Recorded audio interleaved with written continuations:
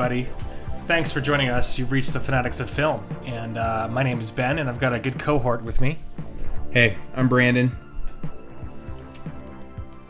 And I don't know if you guys heard about this, but oh my gosh, I guess apparently this was our last episode of The Path that we just saw. Brandon and I have been talking about getting together for a long time. We've been wanting to get together to talk about the show for a long time. He's actually the one who turned me onto the show in the first place, and I had no idea that this was the last episode. Just barely finished it last night. I just barely caught up with our last episode, the episode 13 of season 3 here, and it's just a little crazy. Both of us just barely found out about this now that this was the last episode, and we're just kind of curious what your reactions are. They announced it a couple days ago, right? Just a couple days ago. Jessica Goldberg announced on Twitter just the other day. So. Thanks for nothing, Jessica Goldberg. Well, it's sad. It is like, and it's funny too because they were talking about this building and everything that's happening where they're kind of turning a new leaf and changing things and building and kind of we're gonna get bigger and bigger and bigger by the end of this episode, and I was thinking they could really take it places, especially with the ending of this episode. Forgive us, spoilers for the ending of this episode. How they talked about specifically there's going to be an end of the and then the end comes and you got Lilith going, the end, yes, the end will come, and doing her thing, and that was all blunt. It made me believe that they were going to take it into kind of an actual apocalyptic show. Like this show could have ran 7 seasons and become an actual show about the apocalypse. Oh, dude, I love this show.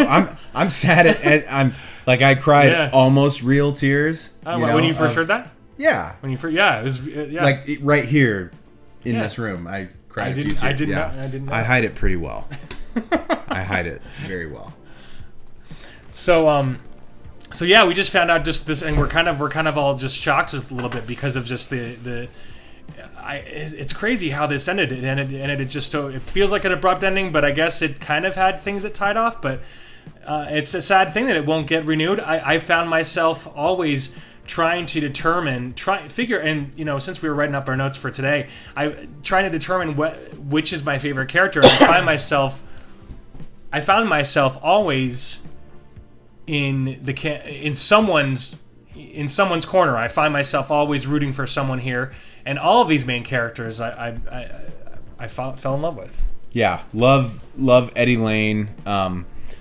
Without going into too much personal detail, if you haven't watched this show and you grew up in a somewhat orthodox religious community, this show is for you. You will absolutely love it. It will blow your mind. I know. I personally identified with Eddie in a lot of ways, and I mean Aaron Paul, he's like one of the best actors ever, right? He's great. I loved him in Breaking Bad, of course. We all saw that show. If you missed out on Breaking Bad, then you're missing out on a lot of stuff. He is really a treat to watch, and of course. Of course, he's doing the BoJack Horseman now as well. Yeah. I thought that show, and a lot of people felt like that show was like kind of trying too hard. I get it. If you see it as something where it doesn't have to be so funny all the time, then you kind of get it. But anyway, I digress. But I've always loved Aaron Paul. He was actually my favorite character on Breaking Bad. Mine too. Oh, really? Yeah, mine too. Oh, absolutely, cool. Favorite character. Very cool. The best. Yeah, and they were going to kill him off in like season 2, but they loved him so much they had to keep him. So I'm glad. But and he loves I will say this. Aaron Paul loves pizza, and I can totally identify with that. Like he's on this like personal mission and quest to find the best pizza. To not only find the best pizza, but to make the best pizza at home, which is in and of itself a cult, which I'm happily a part of. The pizza cult. The pizza cult. Yes, you should join. But they're all shaped like giant eyes, just like the Myrists. Yeah. I love it. Or no, better yet, the toppings are actual eyeballs. Yeah. Okay. Sorry. So anyway. You good. So anyway, no, yeah, real quick, once again, just I think the reason why this show is so unique and so fun is because of the characters, because of what's happening here, and all of them. Like Cal Roberts, of course, he has been always my favorite. Actually, Hugh Dancy is his real name. He was in Hannibal. Did you ever see Hannibal? Did you see that show? Yeah, I did. And he's awesome. British, right? I didn't know that. Cal is British. I didn't know that. So there are moments where you think you feel it. You kind of feel it. Yeah, well, there's like such a depth to his acting and his ability to get into a character that's just messed up, right? Just very conflicted, and there's the whole BBC British I'm an actor, and man, his feels and things are revealed in the show, right? Like he's kind of a little bit of a villain, and then as you find out what his childhood was and what happened to him growing up, it's like, oh man, sorry dude. Yeah. Love ya. Yeah. Hate you, love you, feel bad for what you went through. So he just incredible depth. Yeah. Have I said depth? Yeah, it's fine. Did I say depth a couple times? It's okay, and that is not a bad word on this show. As a matter of fact, it's one of my favorite words. I say it all too often. All right. Like I personally, I loved him in Hannibal. He is an amazing actor. I've always loved him, and I've found to be greatly entertained by every moment of him in Hannibal. Anyway, I guess apparently he was also in Black Hawk Down, and he's been doing TV since 1998. Apparently, like he was just doing like random TV stuff when he was a kid, and then I didn't know he was also in Basic Instinct 2. So for whatever that's worth, didn't know that. Didn't know that. With our guy from the governor from Walking Dead season 4, if you remember season 3 and 4, if you remember that. So great stuff. Anyway, so as I said before, you have about 4, 5, 6 people on top. You've got Cal Roberts, you've got Eddie Lane and Vera this season, and of course Vincent Carthizer. Vincent Carthizer. I think is that Russian, Romanian? I'm not sure, or it could be Czechoslovakian, German or German. Carthizer? Okay, yeah, okay. And I actually loved him in Mad Men. No idea. So yeah. Anyway, and then you've got Sarah Lane, Michelle. Money. I love you. She's so okay. You're so great. Yeah, she was actually great in that. Don't tell my wife. She was actually great in the series. I really loved her in the series, and it's like the whole time that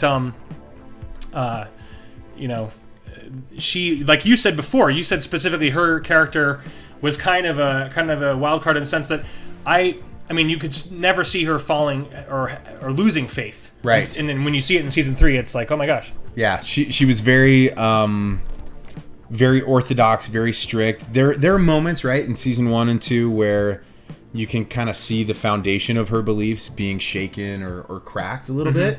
Yeah. But I definitely never thought she would get to where she got, in this last season and especially the last couple episodes. So. Yeah, it was weird because I think the second half of the first season through the first half of the second, seasons 1 through 2, she's pretty much basically telling Eddie to screw off telling Eddie to just basically get out of here because he was having he had wavering faith. So right. She was the forever self-righteous whatever. So, but anyway, and then you have and we got Mary Cox. Mary. And she's actually been great because especially her dynamic with Cal and Cal finally in this last episode, Cal finally trying to just kind of be like, I want to be worthy of you. That was actually a great moment. That was a great moment. Yeah, great moment, and the ways that she was, I guess you could say a rescue, right? She was a rescue, right, in the show, sure. And I think because she was rescued by Cal, she's now kind of playing this role of having to rescue him. Yeah, and it's really interesting to see that dynamic just totally flip. Yeah. It's especially, and I found whenever I think it was like season 1 when he just wouldn't give her the time of day even though they had their little fling, and it's like, come on, man. She's actually kind of amazing. I don't know. She really loved him and cared for him, wanted him to be wanted to be with him for so long, and it's like finally, like a couple of, maybe I think it was like 3 or 4 episodes ago, he finally says, "Let's get married" and everything, or whatever it was. Yeah. So anyway, I didn't say that. She's, I don't know what she becomes a really, really amazing character, and it's like you're rooting for her the whole time. Yeah. Anyway, apparently she's also in that show Shameless. Apparently, Great show. I've never seen it. Great show. It's like there's so much that I have not caught up on yet. Yeah, So. basically, you could with the amount of quality TV that's coming out right now, like you could literally quit your job if you were a trust fund baby and do nothing but watch TV like 12 hours a day, and still not be caught up. And still not be caught up. So, but this is definitely a show. Like again, if you have any type of religious background and you've had any type of faith crisis or change in belief systems, like I cannot recommend this show enough. Yeah. It just really resonated with me. It's real, man. It's a real show. It really is. It really is a real. It's a real show. It's a real show, guys. Yeah. See, I'm on the top of the world. See, yeah. It's great. All right. So, yeah, and our objective is to try to. We're gonna read. No, I don't know what we're gonna do. But so yeah, so we have Sarah Lane, and of course Mary Cox, and then you have this season in more particular. I was actually blown away by Vera's performance, and Yes. I found myself actually deciding that Vera was my favorite character, because it's like she goes in just being like, okay, I'm just going to help you guys become big. I don't care about the movements. I don't care about the Myras, whatever. But then she becomes, really, really involved in it, and has these things that she has to fight, these demons. And of course, at the end of this last episode, we find out, where she's actually from. That she's actually Steven's daughter. Isn't that what happened, or is that where we're finding out? Yeah. Do we want to spoil it? Yeah. We're gonna go ahead and spoil it. Okay, Sorry. we'll spoil it. Yeah. So Vera's mother is kind of the originator of the light. She kind of had the vision and started writing the book. And at the very end of the episode, Lilith. Lilith. I'm sorry. No, yeah, it's okay. Lilith. Right. Yeah, it's fine. I just and at the end of the episode, there's her mother's in jail for shooting her and killing her. Did we just ruin it? Yeah, it's okay. It's okay. We ruined it. I mean, it's okay. Sorry, guys. Spoilers. Sorry. Can we edit that part out? We can. Yeah. Okay, we'll edit that part out. It's fine. Yeah, so we find out that her father, Vera's father, is very connected to this entire.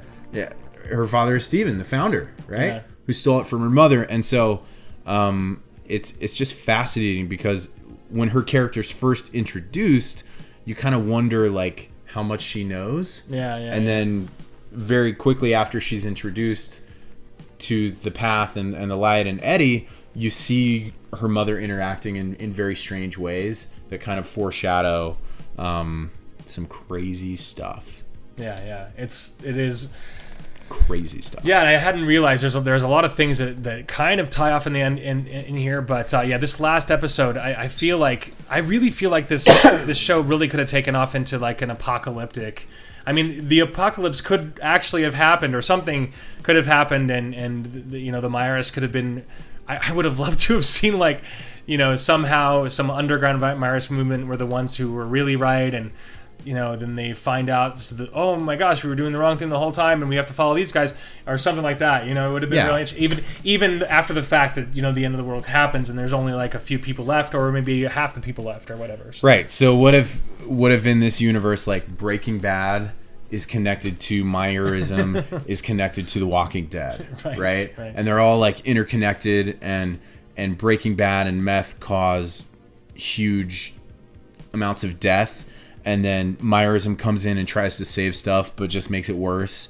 And then you have The Walking Dead. So that's the history of the world, kids. Well, I mean, The Walking Dead and Breaking Bad are still kind of intertwined. Absolutely, because they had the blue meth. The blue meth, yeah. Okay, so I was going to mention too the music in this show is actually really, really great. Will Bates. Apparently, I'm not familiar with a lot of his work, but great stuff that he does here. Really, really good production.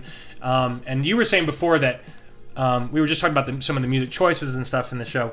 And in general, I actually love the work Will Bates does. It really brings the emotion out. It brings out what the story is trying to evoke. But you were saying before that some of the commissioned work is a little bit too obvious. Is that what you're saying? Yeah, right. So I'm just not a fan of, the show is about the path and the lyrics to the songs right. Show me the path, help me find the light.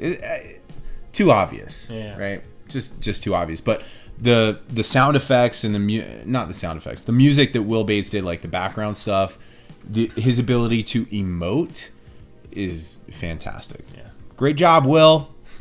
Keep it up, buddy. Okay, and so in all, we're just gonna finish this episode with just kind of maybe talking a little bit about kind of the things that we liked and we didn't like about this last episode. Once again, we're really sorry to see it go. I was thoroughly enjoying this show, and once again, Brennan was the one who actually turned me onto this show, and that's why we're talking about it here. But it is one of those things where, there are moments in this episode, particularly with the forgive us, spoiler. This is a major spoiler. So in case if you haven't seen this episode yet, it is a major spoiler that we have our things that happen with Vera. Oh my gosh, especially with this whole thing with Vera. We're just going to jump ahead here, but with Vera jumping in front and trying to stop her mother from shooting Eddie. Yeah. This was kind of a, just the way it was shot and the way it was edited. We briefly talked about this, but just the way it was shot and edited, it wasn't necessarily the best. It wasn't my favorite way to have done it. It shouldn't make it believable that she. Anyway, it's fine. It just, the editing could have been a little bit better. Yeah, it did feel a little bit lazy. Yeah, right. Just hey, we got it. It's good enough. Move on. Like reshooting this would be too expensive. But yeah, totally. So anyway, we're just really starting to see it go. That was one of the down points. But in general, this episode was okay. It was a shame that it was a season closer, because I was unaware that this was a season closer, and so it's like, oh my gosh, it still wasn't one of the strongest episodes. No. But you want to find out what's happening with Vincent Kartheiser's character. Is it Buck? Is that his name, Buck? Yeah. Buck, the politician, and they're started. Yeah, he was just getting started, and kind of at the end of the episode, the montage, like, it appears as if some tumultuous stuff is going to happen, right? Caleb's dad is shown preaching. The woman, actress, I forgot your name, who is kind of taking Vera's mother's spot, Lila's spot. She's going with the underground movement. Yeah, that's right. Kind of leading that. Yeah. And then I do feel like a lot of loose ends get tied up. Like, we find out how Vera's involved. We find out, hey, it really was Lilith who kind of started this whole thing and saw the light. It gets revealed to all the Myris. Like, that's shocking. Eddie and Sarah get back together. Like, what a huge relief, man. For a guy who's married and, is experiencing somewhat of a faith crisis. Like, that's very comforting, and that's very nice. There are a lot of things that get buttoned up together at the end, but then there's just so much that leaves me wanting more. Leaves me wanting more. It's like, why? I think someone will pick it up. I hope somebody picks it up. Well, that's the kind of what I'm trying to think of. What happened with, I think it was Dusk Till Dawn got picked up by someone. That TV series, it's based on the Tarantino flicks, and that whole thing is a mess. But that got juggled back and forth on networks, and same with 30 Rock. But anyway, I mean, Mindy Kaling's show, right? Mindy Kaling's show got juggled. Longmire, kind of, hey, we're canceled. Oh, we're renewed. So I hope somebody picks it up. I just hope they do a good job. I think, it's really it's kind of a weird shame. It's one of those things that I think that only maybe people who maybe grew up with religions or in that type of situation will appreciate it more. Right. I think maybe. I don't know. I mean, but the average person could appreciate it too, because there's real motivation here for the characters. There are real things that happen. There are real terrifying things at the same time, and they're dealing with real life turmoil and drama and at moments happiness, or just, it's like this, it's like that they're ever continuously looking for more happiness or trying to achieve that in some way, and it's like they really have, they really want it, but it's like they really don't know how to get it, but they think they do, or maybe they do, or I don't know. It's just one of those things. It's what's fascinating to me about the whole theme of this show, and what I absolutely love is, the question of, do things need to be true to be valuable? Ah, yes, right. You were just saying that before, right? Yeah. So. I mean, you grow up in a very orthodox religion. I just watched a documentary on Netflix called One of Us. It's about Hasidic Jews in New York. Oh, cool. And individuals who choose to leave the community, and some of the struggles that they have, like complete ostracization. They get ostracized is how I should have worded that. Basically cut off from their network, their friends, their family members, their loved ones. And you definitely see some of this in this show. It definitely develops. But there's the question where Vera and Eddie are kind of arguing, kind of in the middle of the episode, and Vera is saying, "Man, no, this has to be true. This is true." And Eddie kind of wants to destroy the past because of revelations that come out, and it just begs the question, like, I mean, there are thousands of religions in the world, right? They all can't be right. They're like something 2,000 or 3,000. Like, you should Google it, because I don't know. I'm just probably 3,000 religions. Yeah. They're not all true. Only one of them can be true, but people find value in community and in belonging and in a belief system that gives you hope for a brighter future. And do things have to be true to be valuable? No, I don't think so. Right. No, like you were saying, I think even more specifically, like people, as long as if there's something that you do have to believe in, or something that like you use the Harry Potter in this case, and talking about that. Yeah, Harry Potter's not true. Sorry to break it to you. Yeah. But can you find value? Can you learn lessons? Can you choose to pattern your life after him? Probably not. Well, sure. I mean, it's like he seems like to be a good protagonist. So, I mean, I think that if I had kids that were into Harry Potter, I wouldn't mind them modeling after. No, but it's like, whatever.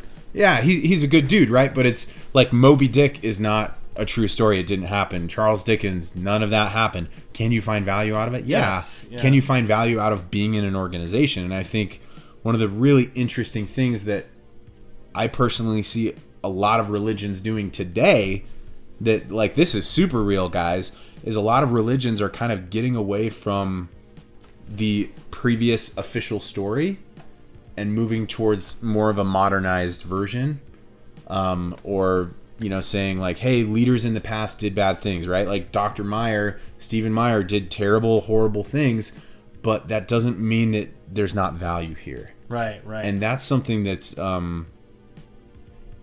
just a question to ask yourself.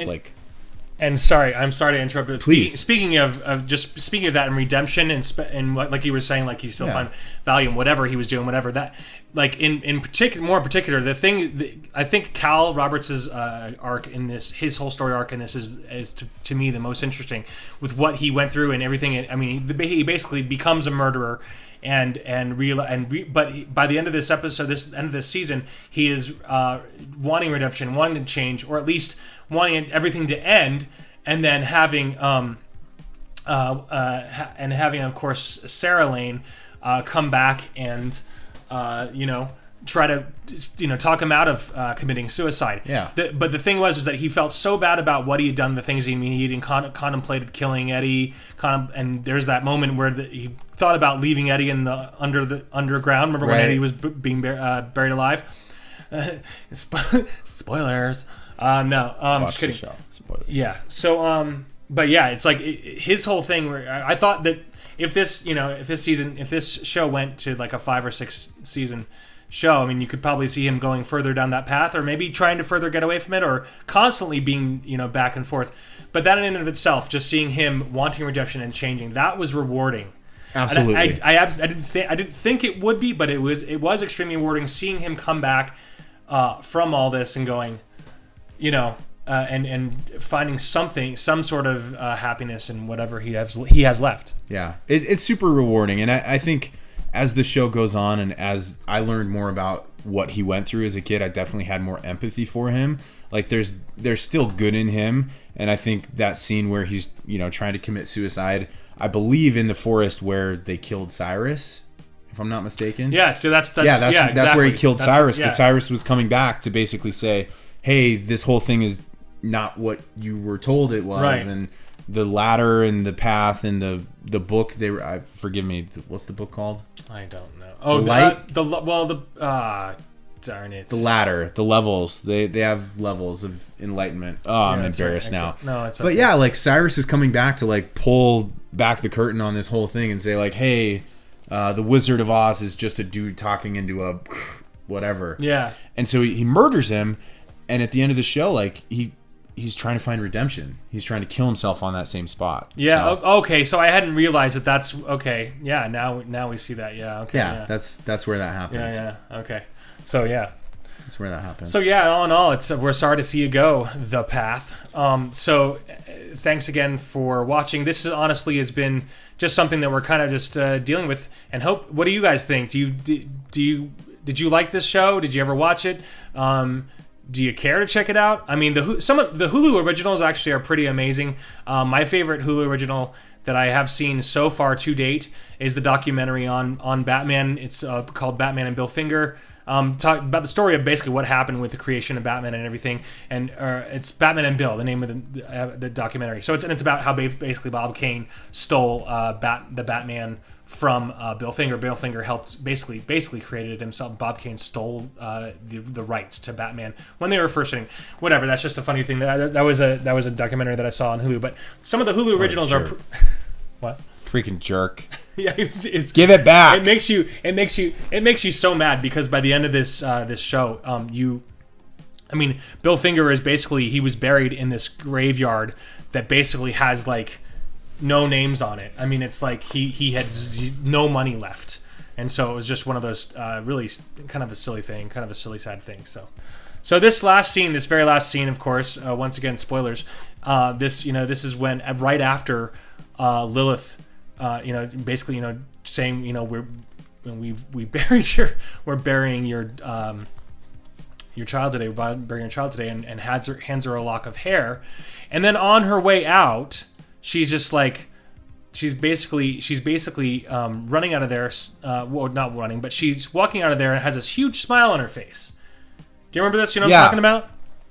It's like, what's going on? Did you poison her? Like, is this the beginning of the end? Like, I don't know. It's just really bizarre. Like, it is bizarre. It's like, because Sarah Lane, she's a great character, and it's like she's always been the protagonist that you're supposed to like, someone who's got a good heart. She believes in the cause, she believes in these things, and then of course she's going through her thing.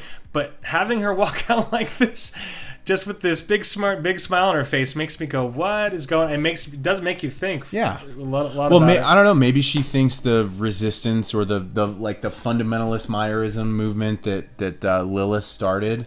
Like there's a real struggle for power, right? Cal comes back, tries to get power back from Eddie. Eddie's super power hungry, and you can tell it's kind of going to his head. Lilith has this underground movement of fundamentalist followers who believe her and like started prepping for the end of the world. And I don't know. For Sarah, is this closure? Like, is this okay? We got rid of her. Cool. We can move on. I don't know.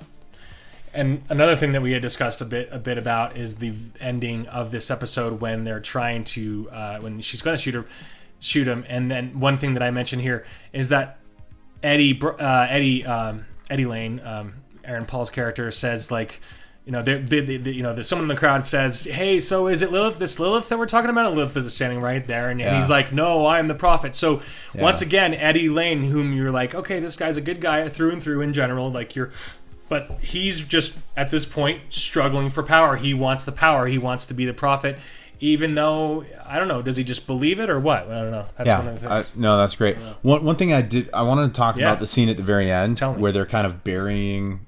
Oh yeah, let's do that. Vera. And not burying her really quickly, but before that, Yeah, this is right here. You're talking about this. Yeah, this. Before they're leaving it, yeah. Which I said before, it's like no city would allow them to just have a dead have a dead body. No, but they're a cult, right? They're not a city. Like they live on a. So they would be allowed to? Yeah, probably. I mean, dude, if you guys haven't seen Wild Wild Country on Netflix, it's like about a real, actual cult, the Bhagwan. And it's a documentary on that? It's a documentary. Oh, okay. Unbelievable. Okay, cool. It's like The Path, but kind of real life. Right. And it's really interesting because as they're singing and releasing her spirit or soul, or basically, I don't know, giving her up to the light and saying she is light, there's kind of a transformation where Cal, Eddie, and Sarah are all standing next to each other, and at the end, like, only Cal is able to say, you know, because of the truths brought to us through the light by Steve, by his father. Eddie can't say it, and Sarah can't say it, and so there's a very that's right, yeah. There's a very real, like, shedding the old skin, if you will, and really just getting rid of the past. They throw away the old books. They write a new book. Right. It's like, and it's crazy, right? It's like our leader, our prophet, our founder was a terrible person, like a child abuser, alcoholic, like really bad dude.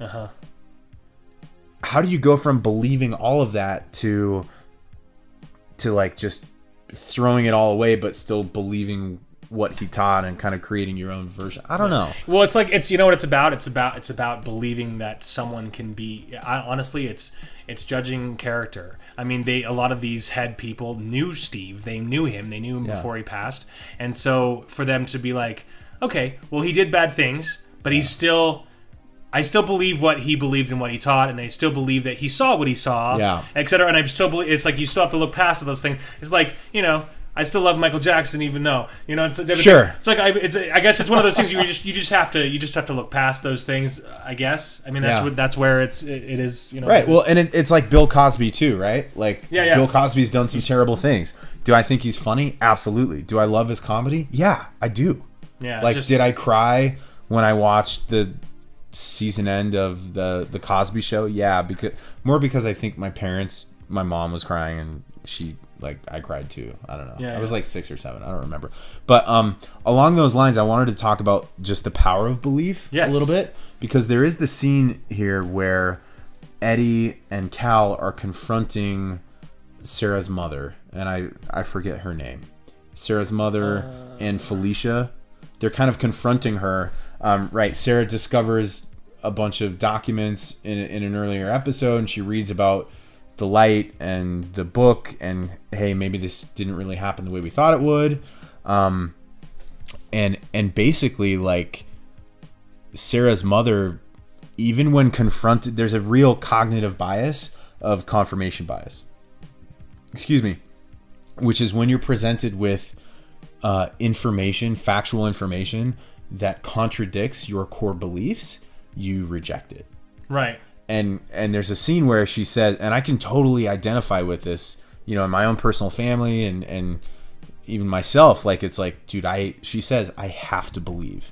Like, I have to believe. Oh, that's right. Okay, Like, knowing what Steve did and knowing that maybe it was made up and knowing all these things, like, not only does Sarah's mother do it, Sarah does it, Eddie does it. Like, I have to believe. Do you feel the light? I promised you if we got back together that the light would be real. Like, and Eddie's asking Sarah for support. Like, do you believe it? Is it real for you? Because if it's real for you, maybe that gives me enough hope to go through the motions and fake it and live my life this way. Like, it is so fascinating, the psychology of humans and the need for a belief system and the need for continuing that belief system even when you're presented with evidence. I mean, it's flat earthers, man. It's like well, it's like this scene right here, that when they're on the beach. You mentioned this specifically, how they talked about you know, what do they specifically say? She's talking about you know, well, at least Eddie says, you know, I wanted this to be real. I wanted something to be real again. So it's like, do you feel like that all these characters are just hoping that it's real? Absolutely. Oh, absolutely. Because and not really believing in it, but just hoping. Yeah, and how That's kind of what religion. There's a hope in the personal belief system of like, this is familiar, this is what I know, I can hold on to it. There's also a hope. There's also somewhat of a trap. It's like, I mean, you saw the downfall that Cal had. Like, his entire identity was Myerism. Right. And as soon as that got taken away, and as soon as he wasn't the leader anymore, he felt empty. He went into a spiral, man. Yeah. You know? That's right. Yeah, that's right. He felt empty. And when you lose your belief system, or you lose your orthodoxy in that belief system, like, it's a very difficult thing personally, internally, but also externally, right? Like, this documentary, highly recommend. One of Us on Netflix, all about Hasidic Judaism. If and when you leave, or if and when you choose to not believe the traditional way, like, it can affect your relationships, your familial relationships. It can affect your job. It can affect your family. Like, people cut you off. Like, this happens all the time. It happens in Scientology, happens in Mormonism, it happens with Jehovah's Witnesses. Like, it happens everywhere in every culture. Son, daughter. It happens with homosexuality, right? Mm-hmm. Like, parents saying, "Oh, you're a homosexual. Well, you're not my son or daughter anymore. Like, sorry, I'm kicking you out of the house." Like, it's a huge problem, especially where we live. So there's so much at stake, internally and externally, that they have to believe, man. They're pocket. Yeah. What would Eddie do if he stopped believing, or if he said, "Hey, what Steve taught us was not true, and it was kind of all made up. We're ending this whole thing." Like, what would he do? Yeah. What would everybody do? And that's the question you ask yourself when you question. That's the question you ask yourself. Like, okay, well, am I doing this, or am I not doing it? Or am I faking it for my wife who feels it? Or am I totally out and risking my family and my job and my relationships and my network and my community? Like, it is heavy. Yeah. And it's happening, like, in earlier episodes when basically Eddie loses his beliefs and Sarah kind of not threatens to leave him. She actually leaves him. Like, you don't believe anymore, I'm gone. Like, disowning you, whatever. Dude, I know dozens of people personally for whom that is that is a reality. Like, either implied or like it actually happened. Like, oh, you left our religion? Cool, let's get a divorce. Or the threat of, hey, don't leave our religion because I will divorce you. So it's and I'm dying. Forgive me please if I ask. So did you find yourself in that situation ever with your wife? Sorry. On the spot here. We don't have to. No, we can. We don't have to. No, we can. If we don't want to. No, we can. Yeah. I'm sorry. No, I love my wife, and she's amazing, and she totally supports me. And there were very difficult times where we had to work through belief systems, and we're still kind of working through it. I'm Mormon, I'm still Mormon. But what I mean is, did you feel, were you fearful at any time that she might want to divorce you because of that? Oh, absolutely. Oh, really? I was terrified. Okay. I was terrified, and she never said that, right? Like, I'm very, very lucky, in that my beliefs are not as orthodox as they once were. Right. And for some people, when that happens, divorce is like, okay, we're done now. That's it. So, dude, I'm so lucky my wife is not that way at all. But that fear was in my mind for a really long time.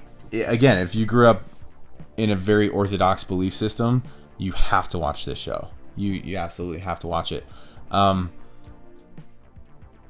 There's a perception, right? And a fear of who will reject me if my beliefs change. Who will leave me if my beliefs change? And sometimes I think the problem is bigger, like we're humans and we tell stories that become very real to ourselves. Like I'm very, very lucky in that my lack of orthodoxy has not cost me any relationships.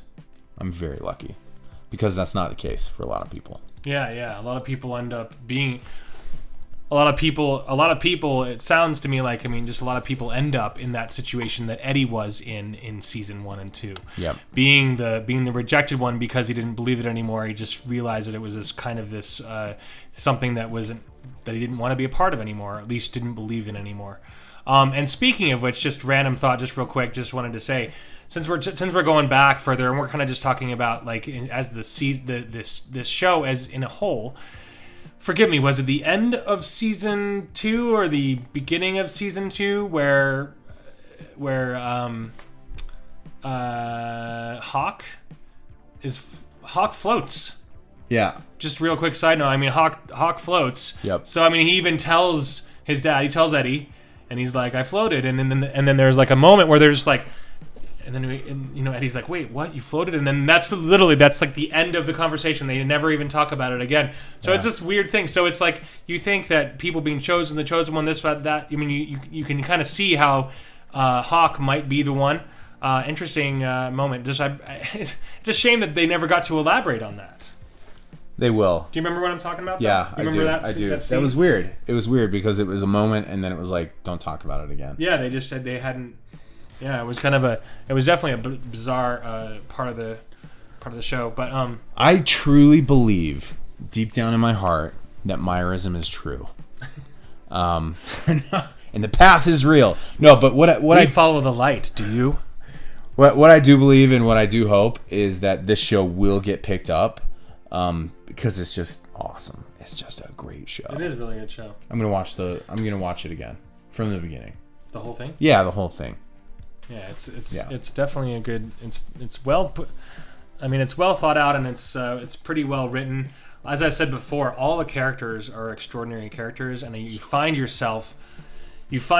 found myself once again today, as we were putting our notes together and things, I found myself not really being able to decide who I like the most. I think I have fallen for all these characters almost equally. I would have to say Cal is definitely up there. He's one of my favorite. He and what's her name? Cox. Mary Cox is Emma Greenwell as her character. Those two were their whole story is crazy with the. What was it? The guy who needed the help from them. He's like the NFL, the NFL athlete who's like a complete wreck in his personal life, and it's really interesting to me that Cal is drawn to be other people, a guru and a guide to this athlete guy. I forget his name. I apologize, but it's like, dude, Cal's a wreck. I would have, you know what I would have loved to have seen? I would have loved to have seen Eddie and Cal going head to head on two different churches. Like that like a complete and all out religious war, because at the beginning of this season, that's what you see. You see him breaking off and going, yeah, we're just going to, I mean, I got clients, I got people who are into me. Let's build our own people. Right. And that's what they were doing. They were building their own kind of customer base. And that would have been really, I mean, obviously they brought him back because they probably had to bring him back because they were realizing that they, weren't going to get a fourth season or whatever, and that's why they brought him back and kind of brought him back into the fold. But I would have loved to have seen that, him just create his own church and be like, what's up? We'll check this out, and just have this be this I'm, and have it call it Robertsisms or Robert, or just, I don't know, what would you call it? Well, it would be like Catholics versus Protestants in Ireland, right? It'd be an all-out war. Calism, I don't know. Robertism, I don't know. The Robertses. The Robertsons. Anyway, that is something that I would have liked to have seen. But it's still an amazing show. I thought it was great. I hope we get to see more of this. Yeah, so predictions. I don't think it'll get picked up and it's a shame because Netflix put out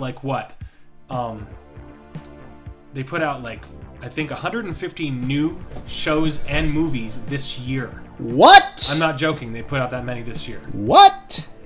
Well, they haven't put them all out, but that's their plan. There's a total of about 150 different movies and TV shows. I am not a gambling man. I gamble all the time. I love gambling. But I will bet you dinner that this show gets picked up. Okay. All right. Well, it's What do you guys think? Do you guys think it'll get picked up? it's like it's a shame because I'm trying to think of what show I'm trying to think of what show recently that I wanted to keep going and that didn't get picked up. As a matter of fact, Hannibal. That's a show I would have loved to have seen got picked up. They got canceled after, I think it was, forgive me, was it an AMC show? I can't remember if that was an AMC show or not. I think it was AMC. Yeah, FX? I think it was. AMC? It was either FX or AMC. They're the same thing, right? They're close, but they're not the same. But yeah, they're same thing. I should have had that on you. Sorry. No, it's the same thing, man. What? Yeah. They're like they're not. They're in competition with. They're the same market. Right. Same market. Yeah, same market. They're like sister cities, right? They're both basically showing HBO. Hey, HBO, you're not that special anymore. Yeah. That's basically what they're doing. Absolutely. And they're doing a really, really good job. Yeah. Great job. But what I was saying is that Hannibal was the other show that I would have, another show that got canceled that I would have loved to have seen, and that was our good friend Hugh Dancy was in that show, and oh my gosh, what a cast in that show, just such a great show, and that one got canceled, and like of all shows, that's the one Netflix should have picked up. Netflix should have picked it up, but it's like, what the hell? Do you know anyone at Netflix? We should call them. Yeah, I don't know. Pick up Hannibal. Yeah. Well, I mean, I think it's so far gone now that it'd be like, okay, so let's film. It's like what happened with Arrested Development. It's like they literally had the 4th season of Arrested Development happen like I think 4 or 5 years after it had been canceled, and it was a shame. It was a shame to see what happened with Arrested Development because such an amazing show and hilarious. And I guess this last season just didn't do well. I thought it was still fun and funny, but anyway. And maybe there's beauty. I don't know. Maybe there's beauty in ending the path right now. A lot of loose ends got tied up. Redemption for a lot of characters. Eddie and Sarah back together. Myerism dying and basically being, it's going to get resurrected into this new great thing that's not founded on lies, even though it kind of is because they don't really believe it. But yeah. Maybe there's beauty in like not touching it and saying it's enough. Like you want to leave the audience wanting more. Yeah, that is always the truth with any art. You want to leave the audience wanting more. Which is why I should shut up now. That's why I'm gonna shut up now. Okay. But so you know what I would have loved to have seen. I know that this won't happen, will never happen. But just predictions of things that I would have liked to have seen, and I just imagined it right now, so I'm just having to express it. I would love to see like Eddie Lane. Why don't I call Eddie Brock? I don't know why I keep calling him Eddie Lane. Like going down this whole like Koresh path of just becoming like kind of this insane, cult, like crazy cult leader, and just like gets everybody to get on a compound and like gets guns and just. Like I'd love it if I would love to see him just go crazy. Anyway, I don't. That probably wouldn't have. I mean, this show definitely is not letting itself towards even anything like that remotely happening. But I think that would have been really interesting to see happen. That would have been really interesting to see happen. And if you're into shows about cults, Wild Wild Country on Netflix, have to watch it. Like they get guns and threaten communities and create their own utopia Zion thing. Kumare on Netflix. Have you seen Kumare? I have not. Unbelievable. Filmmaker, guru, basically starts a cult, a yoga movement, and builds up followers. And at the end, he reveals himself as like, hey, I was just doing this to make a movie. Like, none of this is real. But the really fascinating thing, and I think the theme is in the path as well, is like, even though it wasn't true for this Kumare guy, Kumare, I think Kumare, like people still felt real stuff. Like, dude, they felt real emotion, like from his teachings. That's on you now. It's crazy. Okay, so we're going down too many rabbit holes. Yeah, I would say there's still value in some things that are not true. That's the big thing for me. For me, that's kind of the big takeaway. Like, it's like having something for everyone to do together, and if you can believe in it. And it is bizarre how like people's faith in this thing will falter all the time. and that's just part of what happens. Yeah. But it's interesting that at least they have some sort of common goal. And it's, in general, it's to be good to people. Their community. Yeah. There's community. There's family in religious organizations. So I hope this doesn't come across as like, oh, Brandon hates religious organizations and cults. Not really. No. Like, I think there's value in them, even the crazy ones. As a matter of fact, we're starting our own. It's called. Just kidding. It's called the Pizza Cult, and Aaron Paul is our prophet. Love you, Aaron. All right, hey, thanks again for joining us. This has been the Fanaddicts of Film, and we are talking about this last bit of The Path. What an amazing show, what an amazing sequence. Really beautiful stuff happening here, and crazy new characters. I can't believe that it's finally over. And my name is Ben. I'm Brandon.